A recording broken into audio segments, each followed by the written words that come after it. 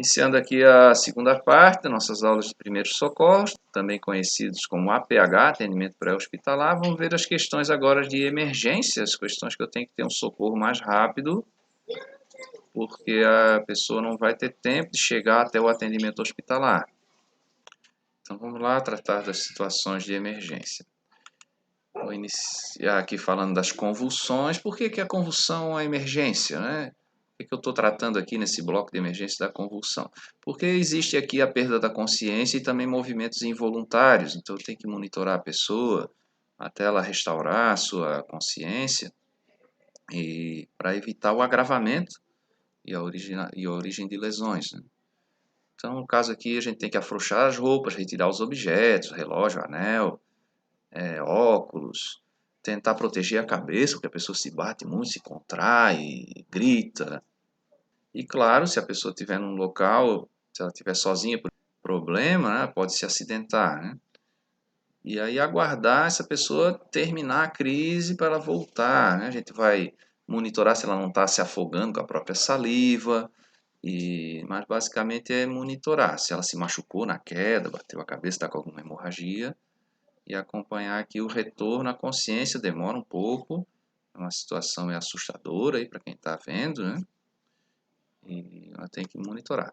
O caso de um desmaio, uma coisa mais suave, que a pessoa não vai ter movimentos involuntários, mas é perigoso também porque você pode se envolver num acidente, você pode se afogar, você pode... não tem como lhe autopreservar, né? Então, também vai ser importante o monitoramento. Então, o que causa um desmaio? Pressão baixa, jejum prolongado, que vai baixar a taxa de glicose no sangue, uma forte dor, a prática de exercícios físicos por período prolongado, vômitos, alteração emocional também, desconforto térmico para calor ou para frio, uso de drogas, problemas também neurológicos, cardiovasculares. O que fazer nessa situação? Eu tenho que botar a vítima à vontade, deixar ventilar, afastar as pessoas, porque as pessoas chegam muito próximas e complica a ventilação. E, claro, vou ter que ver os sinais vitais para ver se a pessoa está respirando, se ela está com pulsação, principalmente ali, porque esse desmaio pode ter sido originado por uma parada cardiorrespiratória. E aí eu teria que entrar aqui com a técnica do RCP, da ressuscitação cardiopulmonar, que a gente vai ver mais para frente. Tá? Mas normalmente o que funciona, a gente evitar que a pessoa engula a própria saliva, aspire a própria saliva, virar a cabeça de lado. Claro que a gente também tem que checar se ela está com alguma fratura grave, porque nesse caso eu não posso girar o pescoço, né? Botar ela de barriga para cima e elevar as pernas. Isso vai fazer com que a pressão restaure. Se ela tiver em parada cardíaca ou parada respiratória, eu vou fazer a técnica aqui de ressuscitação cardiopulmonar. O recomendado aqui pela Associação Norte-Americana do Coração, e essa norma muda com o tempo aí, mas atualmente a gente não precisa mais fazer a respiração boca a boca. Tá? Ele recomenda que a gente dê prioridade para o movimento de massagem cardíaca. Tá? Então a técnica aqui é de 100 compressões por minuto. Quando é que eu vou aplicar essa técnica? Primeiro eu tenho que ver se realmente a pessoa está parada. Vou ver pulsação, vou ver respiração, vejo se a pupila está dilatada. Se a pupila está dilatada é sinal de parada cardíaca. E aí inicio, ponho a pessoa de barriga para cima, tem que ser numa superfície rígida, não tente fazer em cima do colchão, porque o colchão vai ceder. E aí vou fazer as 30 compressões para 2 ventilações, sempre começando pelas compressões e a prioridade é a compressão. Não é obrigatório fazer a ventilação, porque o nosso pulmão ainda tem ar. Mesmo parada a respiração, ainda tem um volume de ar em cada pulmão.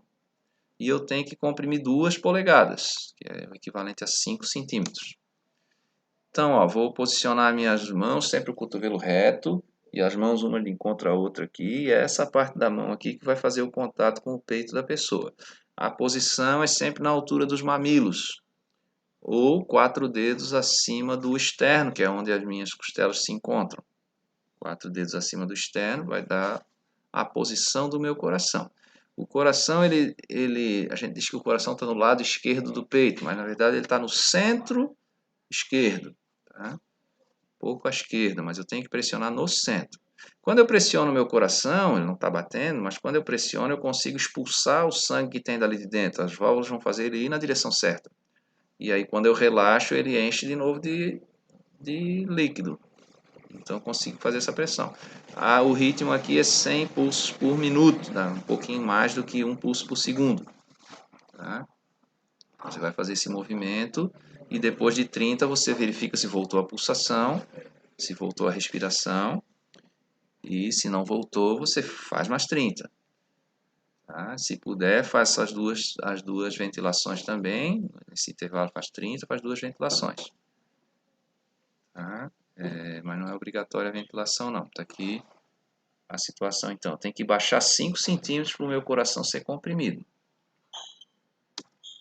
Nesse primeiro momento a gente se aproxima aqui da vítima, checa se ela está consciente, pergunta o nome, checa aqui se a pupila está dilatada, se o coração está batendo, se está respirando. E aí, caso esteja parada, vou fazer o RCP. 30 movimentos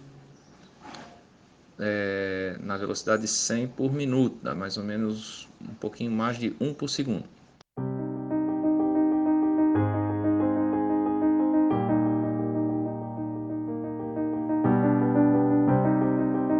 Terminei os 30, vou checar aqui se voltou a respiração. Posso fazer as duas respirações, tapo o nariz e sopro na boca. Tem que levantar o pescoço. E aí não voltou, vou fazer mais 30.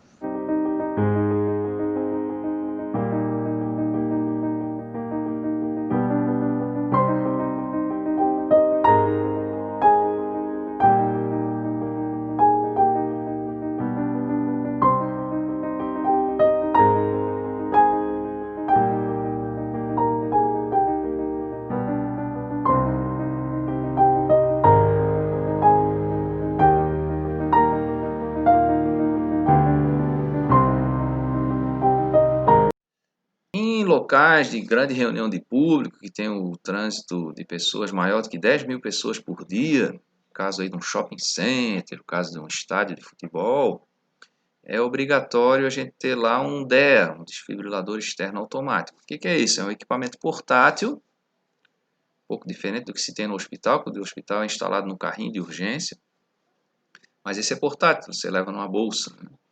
E você vai ligar ele, posicionar os dois eletrodos na pessoa, e ele vai falar com você, ele vai dizer, não, a pessoa não está em parada cardíaca, já faz um diagnóstico ali. Então, não, está em parada, afastem-se todos. Vou dar a descarga, ele dá a descarga, é um pulso de corrente contínua passando pelo coração, né? A gente tem que posicionar os eletrodos, e claro, tem que ser uma pessoa treinada pelo fabricante, aqui por um representante do fabricante do equipamento, normalmente aí um bombeiro civil, um técnico de enfermagem que faz esse trabalho. Então, vou posicionar lá o eletrodo no ombro direito, um pouco abaixo do ombro direito, e o outro abaixo do mamilo esquerdo. Então, vou ter essa corrente cruzada passando pelo meu coração. Tá? E esse é o famoso DEA. Custa em torno de 10 mil reais esse equipamento. É bem caro, mas a vida de uma pessoa custa muito mais do que isso.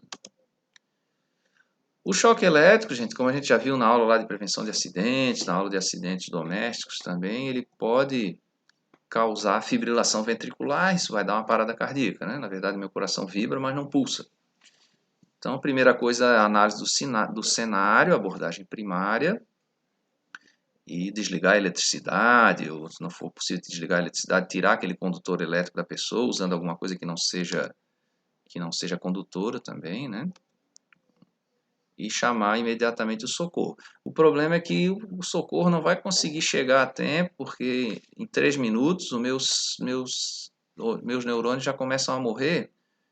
Então eu tenho que fazer a massagem cardíaca. Tá? Está em inglês PCR, em português é RCP, ressuscitação cardiopulmonar. Tá? Quando é choque elétrico, dificilmente eu consigo voltar a pulsação com essa técnica, né? Mas eu estou garantindo o fluxo de sangue no corpo para os neurônios não morrerem até chegar à urgência, né? A gente tem que ter o cuidado também quando chama o SAMU de conseguir se identificar, eles vão fazer uma entrevista, às vezes a gente já está emocionado ali com a situação, não consegue se explicar, começa a achar ruim do SAMU, mas é necessário para evitar o trote e também para eles mandarem a equipe certa, com os equipamentos corretos para aquele meu tipo de emergência, tá? E aí, normalmente na UTI móvel ali, eu tenho um desfibrilador. Enquanto não chega, eu vou fazendo a massagem cardíaca. A obstrução das vias aéreas, famoso engasgo aqui por corpo estranho, também é uma emergência porque ele vai causar a parada respiratória, né? Então, no caso de menores de 2 anos, eu tenho que liberar a boca, ver se tem alguma coisa na boca que eu consigo tirar, alguma secreção, algum material que ela colocou na boca. E aí eu coloco ela sobre a palma da minha mão, de barriguinha para baixo, em cima da minha coxa, com o tórax inclinado, e vou dar uma pancada seca nas costas com a mão assim em prancha. E isso normalmente é o suficiente para tirar o que está obstruindo. Tá? Não posso soprar na boca da criança, porque eu vou botar mais para dentro ainda aquela partícula. Posso aspirar, tapa lá o nariz e aspira pela boca. E no caso de salvar um filho aí, você tirar ali o vômito, o alimento, alguma coisa que entrou, consigo. Mas normalmente esse movimento aqui já resolve, tá? Desobstruir a boca e fazer esse movimento aqui, ó, sobre a coxa, batidinha seca, para ela expelir. Tá? O pulmãozinho da criança ela não tem força suficiente para manter lá o objeto ali, o corpo estranho, eu consigo tirar com esse movimento. Quando é a criança com mais de 2 anos, aí já tem pressão negativa no pulmão que eu não consigo tirar com a pancadinha. Tá? Então, se ele conseguir tossir, eu deixo ele fazer esse movimento, vai chorar lá, vai sair e tal, vai se emocionar.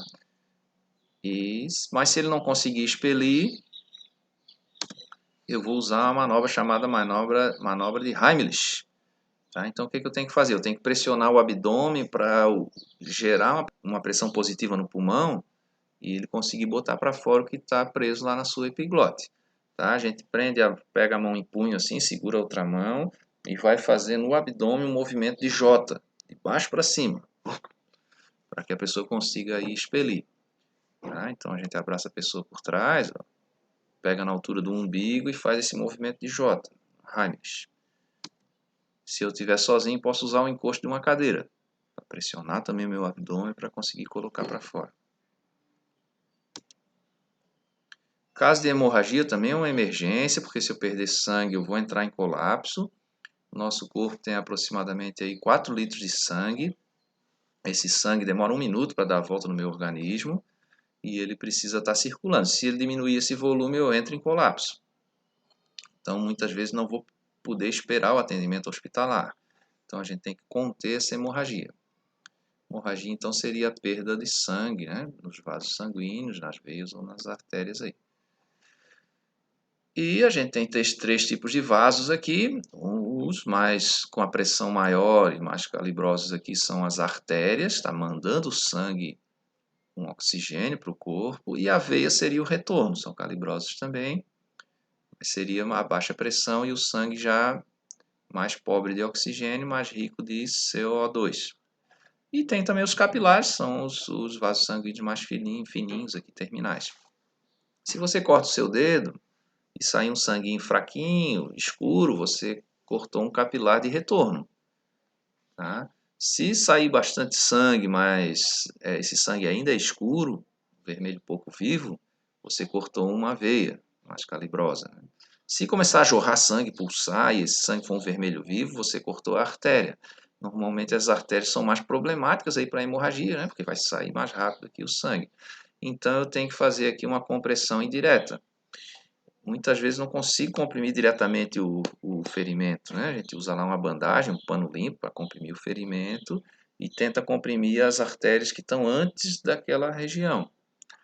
E sempre a gente tenta elevar a região que está com a lesão acima da altura do coração. Então, se for nas pernas, deita a pessoa no chão e eleva as pernas. Os membros inferiores aí, perna. Se for no braço, eu elevo o braço acima da altura. E aí, com uma mão eu comprimo a parte da lesão e com a outra mão eu vou comprimir as artérias na parte anterior aqui ao ferimento, tá? Para tentar conter o fluxo de sangue. e normalmente em 10 minutos a gente consegue coagular o sangue. Quando a lesão é muito grande, o caso de uma amputação, o caso de um esmagamento, um esfacelamento ali, é mais difícil de eu conseguir assim por compressão. E aí a gente pode recorrer ao garrote, né? Não é muito recomendável, mas o garrote ou o torniquete é uma solução para esses casos extremos. Então o que você vai fazer? Você vai pegar um fio, pode ser o cadastro de um sapato, tem que ser algo estreito, pode ser a tira de um crachá, e você vai envolver logo acima do ferimento, e com um pequeno bastão, um galho de árvore, uma caneta, você vai torcendo, enfia ali, vai torcendo esse fio até estrangular. Qual é o problema aqui? É porque dói muito, a pessoa vai reclamar, claro, já está com dor, né, da lesão, mas é o jeito de eu conter o sangramento. E o outro problema, além da dor, é que ele, como ele corta a circulação, todas as células que estão dali para frente vão morrer. Então, de tempos em tempos, a gente tem que frouxar esse garrote para circular o sangue, a hemorragia vai acontecer de novo e depois se aperta de novo. E vai controlando isso até a pessoa conseguir chegar no atendimento, hospitalar para fazer lá a cirurgia e conter isso de uma maneira especializada, né? Mas muitas vezes eu não tenho tempo de esperar por esse atendimento, vou ter que segurar essa hemorragia. É muito comum aí nos adolescentes a hemorragia nasal, né? Você está fazendo prova, acontecia comigo ali quando estava na escola técnica, você está fazendo prova e baixa a cabeça, pinga o sangue na prova, né? E aí você levantava o nariz assim e o sangue vem pela boca. Então, você só se ficar engolindo sangue não vai conter hemorragia, você tem que comprimir. Tá? Você baixa a cabeça e comprime, de preferência com uma compressa gelada. E no atendimento de ambulatório ali, normalmente o profissional lá de enfermagem vai embeber uma gase com soro fisiológico, introduzir no nariz, e aí vai comprimir com gelo. Tá? E depois a gente pode tratar isso, se for recorrente, né? A gente pode tratar isso de maneira clínica, né? O médico lá vai aplicar uma cauterização para queimar mesmo aquilo ali. Normalmente usa um produtozinho químico ali para queimar e promover a cicatrização, e aí vai recomendar um remédio também para promover a cicatrização. Ok? Então tem que tomar muito cuidado com a hemorragia aqui, porque eu entro rapidamente em colapso, né? Então aqui usar bandagens, né? Caso de ferimentos com objetos pérfuro-cortantes ou pérfuro-contundentes, posso provocar também, além da dor, né, posso provocar uma hemorragia. Então a gente nunca retira esse corpo estranho. Na retirada a gente pode facilitar a hemorragia. Tá? Então tem que lavar o ferimento com água e sabão, tentar manter o objeto no local, se ele não saiu sozinho, né? E manter o ferimento limpo e seco, imobilizar com bandagem ali e levar para o atendimento de saúde. Lá no atendimento de saúde, sim, aí vão fazer um raio-x, ver a posição que está esse material, ver como é possível retirar isso e fazer a microcirurgia lá, ou a cirurgia, para restaurar ali a lesão. Tá? Então, no caso aqui de uma facada, eu não vou tirar a faca porque eu vou favorecer o sangramento. Aqui a pessoa chutou um garfo, não vou tentar retirar esse garfo porque eu posso criar uma outra lesão, talvez até mais grave do que a original. Ok? Então dessa segunda parte aqui de emergências, cuidar aí, porque parada cardíaca eu tenho só 7 minutos, em 3 minutos já começo a ter lesão cerebral, então tem que iniciar logo o RCP, sempre o braço esticado, usar o peso do meu corpo, e a mão na posição que force essa parte da mão em cima do externo, 4 centímetros acima do externo, na linha dos mamilos. 30 compressões para 2 respirações. Tá? Caso de sangramento, conter a hemorragia. Nunca retirar o corpo estranho. Tá? E em caso de desmaios e convulsão, a gente também tem atenção porque a pessoa pode agravar e entrar, por exemplo, numa situação que aí sim vai gerar ali uma perda da vida, né? Um risco de morte. Não que o desmaio vá lhe matar, a convulsão não vai lhe matar, mas o que pode vir depois, você está na situação de perigo ali, aí sim é uma emergência. Ok? Faça aí a atividade e vamos para a próxima aula.